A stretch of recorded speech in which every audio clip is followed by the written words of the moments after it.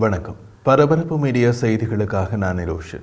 காசா பகுதியின் தெற்கே உள்ள ரஃபா நகரத்தில் போர் அமெரிக்க மற்றும் சர்வதேச எதிர்ப்பையும் மீறி மிக கடுமையாக மாறத் தொடங்கியுள்ளது.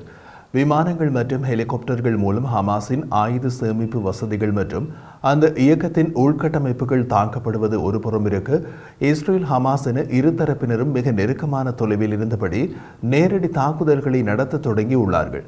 மிக நெருக்கமான தொலைவு என்றால் இஸ்ரேல் மற்றும் ஹமாஸ் துருப்புகளுக்கு எதிராளி மூச்சுவிடும் சத்தம் கேட்கும் அளவுக்கு மிக நெருக்கமான தொலைவில் நின்றபடி தாக்கத் தொடங்கியுள்ளார்கள்.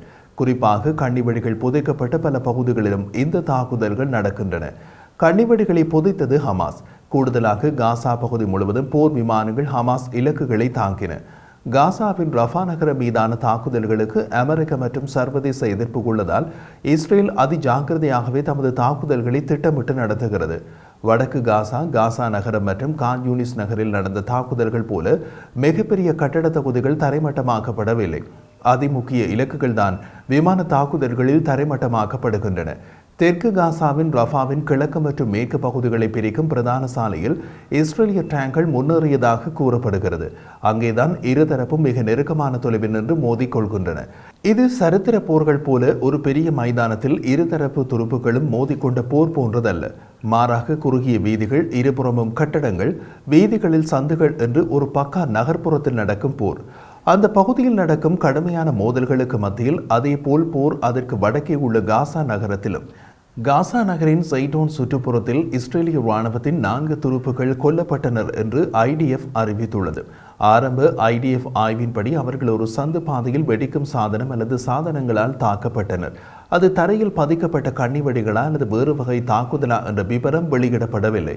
கடந்த திங்கட்கிழமை பிற்பகுதியில் கிழக்கு ரஃபாவில் இஸ்ரேல் தற்காப்பு படைகள் தமது நடவடிக்கையை தொடங்கிய போது எகிப்துக்கான ரஃபா எல்லை கடவையை இணைக்கும் சலா அதீன் சாலையின் ஒரு பகுதியை இஸ்ரேலிய துருப்புக்கள் கைப்பற்றின. சாலையின் அந்த பகுதியில் தான் இப்போது பிரதான போர்க்களம். சாலையில் இஸ்ரேலிய இராணுவம் நகர்கிறது. ஹமாஸ் இயக்கம் தாக்குதல் நடத்துகிறது. இஸ்ரேலிய இராணுவம் பதிலடி கொடுக்கிறது. இது தொடர்கதையாக நீள்கிறது. இஸ்ரேலிய இராணுவ டேங்கள் அந்த சாலையில் மேலும் மேலும் அனுப்பப்படுகின்றன. அவற்றில் தாக்காத டேங்களும் கிடையாது, தாக்கப்படாத டேங்களும் கிடையாது. இருந்தும் இஸ்ரேலிய டேங்கள் தொடர்ந்து முன்னேறுகின்றன, தொடர்ந்து மேலும் மேலும் அனுப்பப்படுகின்றன. அமெரிக்க மற்றும் மேற்கு நாட்டு ஊடகங்கள் அங்கு நடக்கும் போரை அடக்கி வாசிக்கின்றன. ஹமாஸ் சார்பு ஊடகங்கள் தகவல்களை வெளியிடுகின்றன என்ற போதிலும் ஹமாஸ் சார்பு ஊடகங்களுக்கு சர்வதேச வீச்சு கிடையாது. அதனால் அவர்கள் ரஃபா போர் தொடர்பாக வெளியிடும் தகவல்கள் ஒரு சிறிய வட்டத்திற்கு வெளியே செல்வதில்லை. உதாரணமாக, இன்று காலை பரபரப்பு மீடியா யூடியூப் சேனலில் நாம் வெளியிட்ட காணொலியில் இஸ்ரேலிய விமானப்படையின் ஹெலிகாப்டர் மீது ஹமாஸ் நடத்திய தாக்குதல் பற்றியும் அதற்கு ரஷ்ய ஏவுகணை பயன்படுத்தப்பட்டது பற்றியும் தெரிவித்திருந்தோம். அந்த தகவல் அமெரிக்க மற்றும் மேற்கு நாட்டு ஊடகங்களில் வெளியாகவே இல்லை. ஆனால் பாதுகாப்புத்துறை வட்டாரங்களில் அந்த தாக்குதல் நடந்தது உண்மை என்கிறார்கள். இருப்பினும் தாக்குதல் காரணமாக இஸ்ரேலிய ஹெலிகாப்டருக்கு என்ன நடந்தது என்ற தகவல் பாதுகாப்புத்துறை வட்டாரங்களிலும் தெரியவில்லை. ஹமாஸால் ரஷ்ய சாம்-7 ஏவுகணை ஏவப்பட்டது நிஜம். அதிலிருந்து இஸ்ரேலிய ஹெலிகாப்டர் தப்பியிருக்க வாய்ப்பு உள்ளது. மறுபக்கத்தில் ரஃபா நகரின் கிழக்கு மற்றும் வடகிழக்கில் கிட்டத்தட்ட தொடர்ச்சியான வெடிப்புகள் மற்றும் துப்பாக்கி சூடுகளை குடியிருப்பாளர்கள் விவரித்தனர். இஸ்ரேலிய படைகள் மற்றும் ஹமாஸ் மற்றும் இஸ்லாமிய ஜிகாத் இயக்கங்களின் செயற்பாட்டாளர்களுக்கிடையே கடுமையான போர் இருந்தது.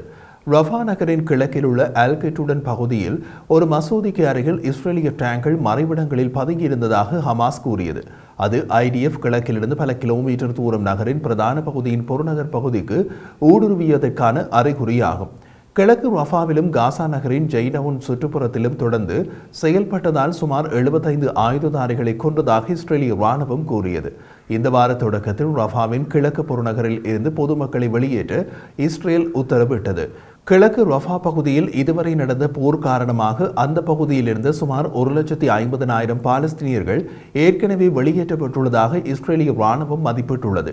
இஸ்ரேலின் போர் அமைச்சரவை ரஃபாவில் IDF-இன் நடவடிக்கைகளில் அளவிடப்பட்ட விரிவாக்கத்திற்கு ஒப்புதல் அளித்ததாக ஹீப்ரு ஊடகங்கள் செய்தி வெளியிட்டுள்ளன. அதன் அர்த்தம் தேவைக்கு ஏற்ற விதத்தில் ரஃபாவில் இஸ்ரேலிய இராணுவ நடவடிக்கை விரிவுபடுத்தப்படும்.